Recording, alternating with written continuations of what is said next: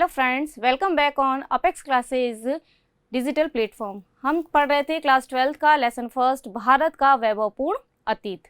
Next हम पढ़ते हैं महाकाव्यकालीन राजनीतिक व्यवस्था कैसी थी। महाकाव्यकालीन हम देखते हैं कितने महाकाव्य हैं भारत में, हमारे प्राचीन भारत में 2 हैं। कौन कौन सा है? सबसे पहला है रामायण। दूसरा महाकाव्य कौन सा है हमारा? महाभारत। पहले भी पढ़ चुके अपन। ओके, रामायण का निर्माता, रामायण का रचयिता कौन है? महर्षि वाल्मीकि। ये भी पढ़ चुके हैं, बता चुकी हूँ पहले भी।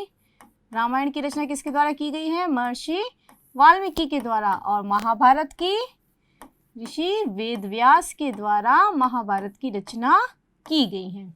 अब हम पढ़ते हैं इसकी राजनीतिक व्यवस्था। अगर हम देखते हैं तो सबसे पहला पॉइंट तो बन जाता है कि महाकाव्यकालीन जो शासन व्यवस्था थी वह कैसी थी? वंशानुगत शासन व्यवस्था थी, यानी राजा के बाद उसका पुत्र ही गद्दी पर बैठता था। वंशानुगत शासन व्यवस्था थी। वंशानुगत का मतलब क्या होता है कि राजा के बाद गद्दी पर बैठने वाला व्यक्ति कौन होता था? राजा का ज्येष्ठ पुत्र जो होता था वही गद्दी पर बैठता था, यानी वही अगला राजा बनता था। दूसरा पॉइंट हम ये देखते हैं कि महाकाव्य काल में राजा को दैविक सिद्धांत भी, देवीय सिद्धांत के आधार पर राजा का शासन होता था, यानी दैविक शक्तियां भी प्राप्त कह सकते हैं। दैवीय सिद्धांत पर आधारित शासन व्यवस्था मतलब कि राजा को देवता के समान माना जाता था, यानी उनका मानना था, जनता ये मानती थी राजा जो भी कार्य करता है वह देवता के समान है, इसलिए वह कभी भी जो कार्य करता है वह गलत नहीं होता है, यानी राजा को देवता के समान माना जाता था। तो 2 चीज़ें याद रखनी। एक तो महाकाव्य काल में शासन कैसा था? वंशानुगत शासन था, यानी राजा के बाद उसका पुत्र गद्दी पर बैठता था। दूसरा कि देवी सिद्धांत की प्रधानता थी, यानी राजा को देवता के समान, देवता तुल्य माना जाता था। तीसरा हम देखते हैं कि यदि ज्येष्ठ पुत्र में, यानी राजा को जो सबसे बड़ा पुत्र होता है, यदि उसमें कोई शारीरिक दोष पाया जाता है, ज्येष्ठ पुत्र में जो सबसे बड़ा पुत्र है शारीरिक दोष होता है यदि उसमें, यानी शासन कार्य करने में यदि वह सक्षम नहीं होता है, तो किसी अन्य व्यक्ति को भी, राज परिवार में से ही है ना, किसी अन्य व्यक्ति को भी राजा बनाया जा सकता था। ज्येष्ठ पुत्र में शारीरिक दोष होने पर राज परिवार के किसी अन्य सदस्य को, राज परिवार के किसी अन्य सदस्य को राजा बनाया जा सकता था। ठीक है, जैसा उदाहरण हम देखते ही हैं महाभारत में। पता है आप लोगों को? पता है क्या? धृतराष्ट्र जो कि अंधा था, इसलिए शासन व्यवस्था किसे दी गई थी? उसके छोटे भाई पांडु को दी गई थी। देखते हैं महाभारत काल में, महाकाव्य काल है वह। तो अगर किसी राजा के ज्येष्ठ पुत्र में कोई शारीरिक दोष होता था, यानी अगर वो शासन करने में सक्षम नहीं हो पाता था शारीरिक दोष के कारण, तो राज परिवार का कोई अन्य सदस्य लोगों के द्वारा, सहमति के द्वारा, जो राज परिवार के लोगों के निर्णय के आधार पर किसी राज परिवार के अन्य सदस्य को भी राजा बनाया जा सकता था। तो ये 3 चीजें अपन को याद रखनी है महाकाव्य काल में। सबसे पहला कि महाकाव्य काल की शासन व्यवस्था वंशानुगत थी। दूसरा, राजा में देवी सिद्धांत का प्रतिपादन किया जाता था। और तीसरा, ज्येष्ठ पुत्र में यदि कोई शारीरिक दोष पाया जाता था तो राज परिवार के किसी अन्य सदस्य को राजा का पद प्रदान कर दिया जाता था। ओके, नेक्स्ट हम आते हैं महाजनपद काल। सुना हुआ है महाजनपद? सबसे पहले तो आपको ये ध्यान होना चाहिए महाजनपद का अर्थ क्या होता है। महाजनपद, महाजनपद से पहले हम थोड़ा सा पहले चलते हैं। पहले किसका निर्माण हुआ? जनपद का। जनपद क्या होता था कि हम अगर शुरुआत में हम देखते हैं वैदिक काल में, तो वैदिक काल में जो जन होते थे, जन यानी लोगों का जो समूह होता था, उनका कोई निश्चित भौगोलिक आधार नहीं था, यानी उनका जीवन कैसा था? घुमक्कड़ जीवन था, एक स्थान से दूसरे स्थान पर घूमते फिरते रहते थे। लेकिन जैसे जैसे उत्तर वैदिक काल की शुरुआत होती है, हम देखते हैं कि जन के लोगों ने एक स्थान पर रहना शुरू कर दिया। तो ऐसा स्थान जहाँ पर जन ने रहना शुरू किया, व्यवस्थित रहना शुरू किया या बसना शुरू कर दिया, उसे क्या कहा जाने लगा? जनपद। यानी सबसे पहले क्या थे? जन थे। जन का जो समूह था, जब वो एक स्थान पर स्थायी रूप से बसने लगा तो किसका निर्माण हुआ? जनपद का। अब धीरे धीरे जब बसना स्टार्ट किया उन्होंने, तो एक निश्चित भौगोलिक क्षेत्र में वह रहने लगे कि भी ये जो क्षेत्र है इस जन का है, ये क्षेत्र इस जन का है। धीरे धीरे क्या हुआ? अपने भौगोलिक क्षेत्र के विस्तार के लिए हर जनपदों में एक दूसरे में प्रतिस्पर्धा को लेकर युद्ध होने लगे, झगड़े होने लगे। ऐसे में क्या हुआ? जो शक्तिशाली जनपद थे उन्होंने कमजोर जनपद पर आक्रमण करके, उस पर अधिकार करके उनके क्षेत्रों को भी अपने क्षेत्र में मिला लिया, जिससे क्या हुआ? जनपद का जो भौगोलिक क्षेत्र था बड़ा हो गया। तब जब क्षेत्र भौगोलिक बड़ा हुआ तो जनपद क्या बन गए? महाजनपद। ओके, तो महाजनपद का निर्माण कैसे हुआ? कि वैदिक काल में जो लोगों का समूह होता था, पहले तो उसका जीवन गुमक्कड़ जीवन था, लेकिन धीरे धीरे समय के साथ साथ उत्तर वैदिक काल तक आते आते लोगों के समूह ने यानी जन ने एक स्थान पर रहना शुरू कर दिया, बसना शुरू कर दिया, जिससे जनपद का निर्माण हुआ।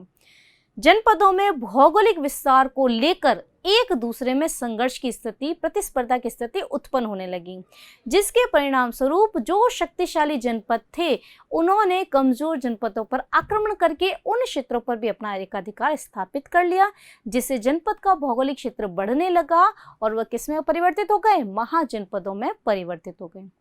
अब नेक्स्ट इंपॉर्टेंट क्वेश्चन बनता है आपका 1 नंबर का क्वेश्चन कि सर्वप्रथम महाजनपदों का उल्लेख किस में मिलता है? अब आपको ध्यान होना चाहिए, प्राचीन काल में हमारे 16 महाजनपद थे। इसकी जानकारी हमें 2 ग्रंथों से मिलती है, ध्यान रखना है आपको। सबसे पहला तो ध्यान रखना है बौद्ध ग्रंथ। बौद्ध ग्रंथ कौन सा है? अंगुत्तर निकाय। कौन सा है? अंगुत्तर निकाय। मोस्ट इंपोर्टेंट 1 नंबर के क्वेश्चन में कि 16 महाजनपदों का उल्लेख सर्वप्रथम किस बौद्ध ग्रंथ में या किस ग्रंथ में मिलता है? तो 16 महाजनपदों का उल्लेख सर्वप्रथम में बौद्ध ग्रंथ अंगुत्तर निकाय के अंतर्गत मिलता है। नेक्स्ट क्वेश्चन, सर्वप्रथम किस जैन ग्रंथ में हमें 16 महाजनपदों का उल्लेख मिलता है? तो कौन सा है? भगवती सूत्र। कौन सा है? भगवती सूत्र के अंदर हमें ये पता चलता है कि प्राचीन काल में कितने जनपद थे? 16 महाजनपद थे। तो ये दोनों क्वेश्चन आपको याद होने चाहिए। बौद्ध ग्रंथ तो कौन सा है? अंगुत्तर निकाय। और जैन ग्रंथ कौन सा है? भगवती सूत्र। इन दोनों ग्रंथों से हमें पता चलता है कि प्राचीन काल में कितने जनपद थे हमारे? 16 महाजनपद थे। अब नेक्स्ट क्वेश्चन बनता है अपने, इन 16 महाजनपदों की राजधानियां कौन कौन सी थी? मोस्ट इंपोर्टेंट क्वेश्चन है, 1 नंबर के क्वेश्चन में पूछा जाएगा। लेकिन कभी भी 16 के 16 महाजनपदों की राजधानी एक साथ नहीं पूछी जाती है, कंफर्म है ये। लेकिन किसी भी एक महाजनपद की राजधानी पूछी जा सकती है या राजधानी का नाम देकर उस महाजनपद का नाम पूछा जा सकता है। तो हमें ये पता नहीं है कि कौन से जनपद की, कौन से महाजनपद की राजधानी पूछी जाएगी, इसलिए हमें याद 16 की 16 जनपदों की और उनकी राजधानियों के नाम अच्छे से याद होने चाहिए। सबसे पहले हम देखते हैं अंग। अंग की राजधानी थी चंपा। अच्छे से याद होने चाहिए, टिप पर याद होनी चाहिए सारे महाजनपदों के नाम और उनकी राजधानियां। अंग की राजधानी क्या थी? चंपा। मगध की राजधानी थी राजगृह और गिरिव्रज। 2 राजधानियां याद रखनी है। मगध की राजधानी राजगृह और गिरिव्रज। काशी की राजधानी वाराणसी। काशी की राजधानी वाराणसी। कौशल की राजधानी श्रावस्ती। कौशल की राजधानी श्रावस्ती। वज्जी की राजधानी वैशाली। वज्जी की राजधानी क्या थी? वैशाली। या वैशाली किसकी राजधानी थी? वज्जी की। मल की भी 2 राजधानी थी, कुशीनारा और पावा। मल की राजधानी कुशीनारा और पावा। चेदी की राजधानी थी शक्तिमती या शुक्तिमती। दोनों नाम मिलते हैं, दोनों ही सही हैं। चाहे शक्तिमती लिखो चाहे शुक्तिमती लिखो, दोनों सही हैं। ठीक है ना? चेदी की राजधानी क्या थी? शक्तिमती या शोक्तिमती भी मिलता है कहीं पर, ठीक है ना? वत्स की राजधानी थी कौशाम्बी। वत्स की राजधानी क्या थी? कौशाम्बी वत्स की राजधानी थी। नेक्स्ट देखते हैं हम कुरु। कुरु की राजधानी थी इंद्रप्रस्थ। कुरु की राजधानी इंद्रप्रस्थ। पांचाल की राजधानी अहिछत्र। पांचाल की राजधानी अहिछत्र। और काम्पिल्य, दो राजधानियां मिलती इसकी भी, अहिछत्र और काम्पिल्य। मत्स्य की राजधानी मोस्ट इंपॉर्टेंट, कई बार पूछी जाती है, मत्स्य महाजनपद की प्रमुख राजधानी कौन सी थी? इसको ऐसा भी पूछा जा सकता है कि महाजनपदों में ऐसा कौन सा जनपद था जो कि वर्तमान राजस्थान में था? तो मत्स्य की राजधानी थी विराटनगर, जिसको बैराट कहते हैं। वर्तमान नाम क्या है जिसका? बैराट। और वर्तमान में राजस्थान में कौन सा क्षेत्र आता है इसका? जयपुर में। कहाँ पर है ये? जयपुर में बैराट स्थित है। तो एकमात्र महाजनपद जो वर्तमान में राजस्थान के क्षेत्र में था, कौन सा था? मत्स्य, जिसकी राजधानी क्या थी? विराटनगर या बैराट। सूरसेन की राजधानी मथुरा, जिसका संबंध भगवान श्री कृष्ण से था। तो ऐसा भी पूछा जाता है किस महाजनपद का संबंध भगवान श्री कृष्ण के साथ था? तो कौन सा था? सूरसेन, जिसकी राजधानी क्या थी? मथुरा। अश्मक की राजधानी थी पोतन या पातन। पोतन, पातन या पोटन। अवंती, अवंती की राजधानी थी उज्जैनी। अवंती की राजधानी क्या थी? उज्जैनी। गांधार की राजधानी थी तक्षशिला। गांधार की राजधानी तक्षशिला। और कंबोज की राजधानी राजपुर या हाटक। ये 16 महाजनपद और उनकी राजधानियां बहुत अच्छे से आपको याद होनी चाहिए। वापस रिपीट कर रही हूँ एक बार। अंग की राजधानी चंपा, मगध की राजधानी राजगृह गिरिव्रज, काशी की राजधानी वाराणसी, कौशल की राजधानी श्रावस्ती, वज्जी की राजधानी वैशाली, मल की राजधानी कुशीनारा पावा, चैदी की राजधानी शक्तिमती या शोक्तिमती, वत्स की राजधानी कौशाम्बी, कुरु की राजधानी इंद्रप्रस्थ, पांचाल की राजधानी अहिछत्र या काम्पिल्य, मत्स्य की राजधानी विराटनगर बैराट वर्तमान में जयपुर में स्थित, सूरसेन की राजधानी मथुरा श्री कृष्ण से संबंध, अश्मक की राजधानी पोतन, अवंती की राजधानी उज्जैनी, गांधार की राजधानी तक्षशिला, कंबोज की राजधानी राजपुर और हाटक। 16 महाजनपद में से किसी भी एक महाजनपद का नाम देकर उसकी राजधानी अवश्य पूछी जाती है 1 नंबर के क्वेश्चन में। ओके, नेक्स्ट हम देखते हैं ये जो महाजनपद थे, इन महाजनपदों में 2 प्रकार की शासन व्यवस्था विद्यमान थी। कैसी? पहली तो हम देखते हैं राजतंत्रात्मक शासन व्यवस्था। राजतंत्रात्मक शासन व्यवस्था नाम से पता चल रहा है जहां पर राजा का शासन स्थापित था, राजा के बाद उसका पुत्र पुनः राजा बनता था।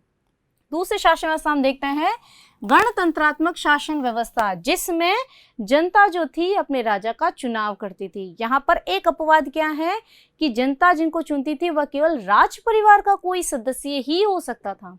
लेकिन अगर हम ये दोनों व्यवस्था देखते हैं तो वर्तमान शासन व्यवस्था जो देखते हैं तो वह गणतंत्रात्मक शासन व्यवस्था से संबंधित आज भी देखने को मिलती है। आज ये अलग चीज़ है कि हमारे सामने पर्टिकुलर कोई एक एरिया से व्यक्ति को चुनना नहीं है, लेकिन शासन व्यवस्था कैसी है हमारी आज भी? गणतंत्रात्मक शासन व्यवस्था है। ओके, तो यहाँ पर राजतंत्रात्मक शासन व्यवस्था जो थी वह 4 शक्तिशाली जो महाजनपद थे वहीं पर थी। आपको ध्यान रखना है कि पूछा जाए कि महाजनपद काल में जो 4 शक्तिशाली महाजनपद थे वह कौन से थे? तो 4 शक्तिशाली महाजनपदों के नाम आपको याद होने चाहिए। 1 नंबर के क्वेश्चन में अलग से पूछा जा सकता है, ठीक है ना? कौन कौन से थे? सबसे पहला हो जाएगा मगध, दूसरा वत्स, तीसरा अवंती और 4th है कौशल। ये 4 महाजनपद थे जो सर्वशक्तिशाली थे और इन चारों में ही कौन सी शासन व्यवस्था थी? राजतंत्रात्मक शासन व्यवस्था थी। इनके अलावा 10 ऐसे जनपद थे, राज्य थे जहां पर कौन सी शासन व्यवस्था थी? गणतंत्रात्मक शासन व्यवस्था थी। कौन कौन से इसमें? कपिलवस्तु के शाक्य, रामगाम के कोलिय, सुसुम्बरगिरी के भग, अलकप के बुली, केसपुत के कालाम, कुशीनारा के मल, पावा के मल, पिपलीवन के मौर्य, मिथिला के विदेह, वैशाली के लिच्छवी। ये सारे गणराज्य थे जहां पर गणतंत्रात्मक शासन व्यवस्था थी। ओके, नेक्स्ट हम देखते हैं प्राचीन भारत में गणतंत्रात्मक शासन पद्धति और संवैधानिक व्यवस्था। यानी आज अगर हम वर्तमान भारत देखते हैं तो वर्तमान भारत की काफ़ी सारी व्यवस्था जो है वो प्राचीन कालीन जो गणतंत्रात्मक शासन व्यवस्था थी वह आज की संवैधानिक व्यवस्था से, आज की गणतंत्रात्मक शासन व्यवस्था से काफ़ी मिलती जुलती देखने को प्रतीत होती है। तो उससे हम अनुमान लगा सकते हैं कि आज से लगभग 2500 से 2600 वर्ष जो शासन व्यवस्था थी वह आज भारत में विद्यमान है। तो ये एक भारत की महान उपलब्धि है कि हमारी जो वर्तमान शासन व्यवस्था ये आज से 2500-2600 वर्ष पहले भी चलती थी। तो ये एक महान उपलब्धि है वैभवशाली भारत की। ठीक है, इसमें हम क्या देखते हैं, सबसे पहले सभा कि प्राचीन काल में जो गणतंत्रात्मक शासन व्यवस्था की जो एक राजनीतिक इकाई थी, संस्था थी, वह क्या थी, सभा थी। ये क्या थी, उस समय की राजनीतिक संस्था थी जो कि शासन व्यवस्था का कार्य संभालती थी। राजनीतिक इकाई थी, प्रशासनिक इकाई थी या प्रशासनिक संस्था कह सकते हैं। तो उस समय प्राचीन काल में जो शासन का कार्य संभालने का कार्य करती थी, जो प्रमुख इकाई थी, वह क्या थी, सभा थी। दूसरा हम देख रहे हैं यहाँ पर बैठक व्यवस्था कि सभा में बैठक का आयोजन किया जाता था। अगर किसी भी प्रकार के निर्णय लेना है, किसी भी विषय का प्रस्ताव पारित करना है, कानून का निर्माण करना है, तो बैठक का आयोजन किया जाता था। उस समय जो बैठक का आयोजन किया जाता था उसके लिए एक निश्चित गणपूर्ति, एक कोरम, गणपूर्ति या कोरम समझते हैं, गणपूर्ति या कोरम देखते हैं हम। विधानसभा, विधान परिषद आज भी वर्तमान में भी है। गणपूर्ति यानी गण का मतलब होता है लोग, पूर्ति मतलब उनकी उपस्थिति, यानी बैठक का आयोजन करने से पहले एक निश्चित गणपूर्ति यानी इतने लोग अगर उपस्थित होंगे तो ही इस सभा का अधिवेशन या आयोजन हो सकता है। तो सभा के लिए अधिवेशन करने से पहले एक निश्चित गणपूर्ति या कोरम को मानना अनिवार्य होता था। नेक्स्ट जो है कि इसमें लोगों की बैठक के समय बैठने की जो व्यवस्था की जाती थी वो व्यवस्था करने वाला प्रमुख अधिकारी क्या कहलाता था, आसन पन्नापक। याद रखना है आपको, आसन पन्नापक। ये जो अधिकारी था ये बैठक व्यवस्था का प्रमुख अधिकारी था। यानी लोगों को बैठने की व्यवस्था करवाने का कार्य किसके द्वारा किया जाता था, आसन पन्नापक व्यक्ति के द्वारा किया जाता था। अब देखते हैं उस समय का कानून निर्माण कैसे होता था। इसके लिए क्या होता था, सबसे पहले एक प्रस्ताव पारित किया जाता था। अभी भी ऐसे ही है कानून निर्माण की प्रक्रिया में। पता ही है आप सभी को कि लोकसभा या राज्यसभा या किसी भी मंत्री के द्वारा एक प्रस्ताव पारित किया जाता था। उस समय भी ऐसी थी कानून निर्माण के लिए कि सभा में उपस्थित जो लोग होते थे उनमें से एक व्यक्ति प्रस्ताव को पारित करता था। प्रस्ताव पारित करने के बाद एक व्यक्ति के द्वारा उसका अनुमोदन या समर्थन किया जाता था। क्या होता था, अनुमोदन या समर्थन किया जाता था। उसके बाद क्या होता था, जो प्रस्ताव पारित किया गया उसको सभा में बोलकर उसका वाचन किया जाता था कि भाई ये आज का प्रस्ताव है, इसको पारित करना है। तो उसका वाचन किया जाता था, बोलकर सुनाया जाता था सभा में उपस्थित लोगों को। अब उसका वाचन करने के बाद, बोलने के बाद 2 से 3 बार उसको दोहराया जाता था।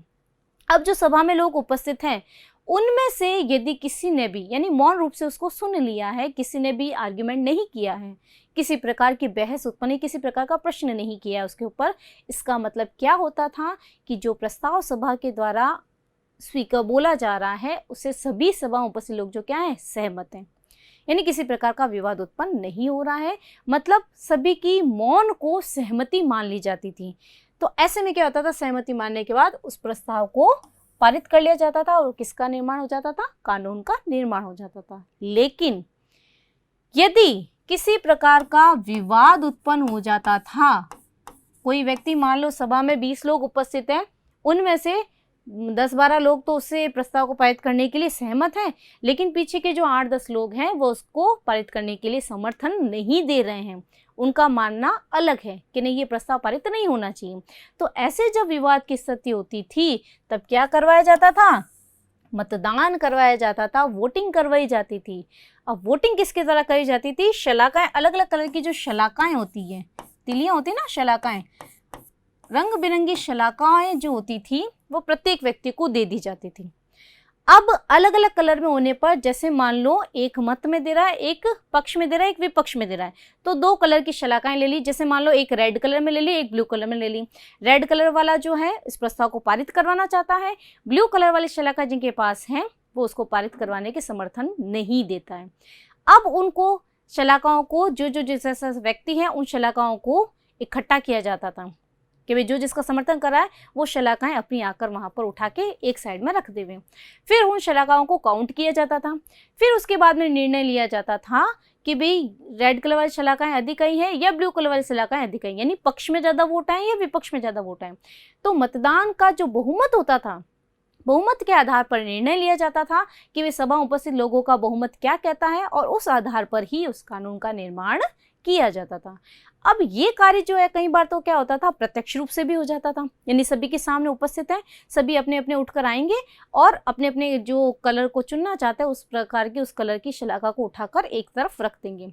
लेकिन अगर ऐसा लगता था कि कोई विषय ज़्यादा विवाद का है कि भाई अगर सामने आ गया तो लड़ाई झगड़ा हो जाएगा, दंगे खड़े हो जाएंगे, ऐसी स्थिति में क्या होता था, गुप्त मतदान की भी व्यवस्था थी। यानी शलाकाओं के साथ साथ में क्या था, गुप्त मतदान की भी व्यवस्था थी। यानी कोई एक बॉक्स रखकर जिसमें आप शलाकाओं को डाल देवें, जिसमें कोई व्यक्ति सामने न हो, अलग से उसकी व्यवस्था हो और व्यक्ति आकर अपनी इच्छा के कलर की वो शलाकाओं को उसमें डाल देते थे।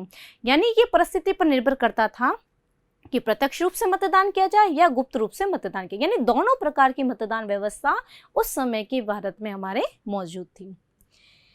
लास्ट हम देखते हैं इसमें न्यायिक व्यवस्था। अब अगर किसी प्रकार का अपराध किया है अपराधी ने तो उसके लिए न्याय कैसे होता था, तो इसके लिए क्या होता था, 7 व्यक्तियों की एक न्यायिक व्यवस्था थी। 7 व्यक्तियों की न्यायिक व्यवस्था थी। 7 व्यक्तियों के द्वारा न्याय किया जाता था, ठीक है ना। उनके द्वारा सभी पक्ष और विपक्ष को देखा जाता था, सुना जाता था और उन 7 व्यक्तियों द्वारा न्याय किया जाता था। उनका निर्णय के आधार पर ही अपराधी को क्या दंड देना है, क्या सजा देनी है, उसके बाद ही निर्णय किया जाता था। यानी न्यायिक व्यवस्था भी बहुत ही सुचारू रूप से थी। हमारे वर्तमान में भी ऐसी है, अलग अलग स्तर पर अलग न्याय व्यवस्था की भी है। जिला स्तर पर जिला न्यायालय है, राज्य स्तर पर राज्य न्यायालय है और सुप्रीम कोर्ट जो है वो हमारा केंद्र स्तर पर विद्यमान है। तो अगर हम देखते हैं, तुलनात्मक अध्ययन करते हैं तो प्राचीन कालीन भारत की शासन व्यवस्था वर्तमान की शासन व्यवस्था से काफ़ी मिलती जुलती है और यही हमारे भारत की एक वैभवपूर्ण महान उपलब्धि है। तो आज का हमारा टॉपिक जो है वो यहीं ख़त्म हो जाता है। आगे की क्लास में हम इसके आगे के बारे में पढ़ेंगे। तब तक के लिए धन्यवाद। सब्सक्राइब करें हमारा apex classes edutech YouTube channel, साथ ही बेल आइकन को क्लिक करना बिल्कुल ना भूलें ताकि आगे आने वाले सभी यूट्यूब वीडियोस की अपडेटेड नोटिफिकेशंस सबसे पहले आपको मिले। Apex classes edutech, subscribe now.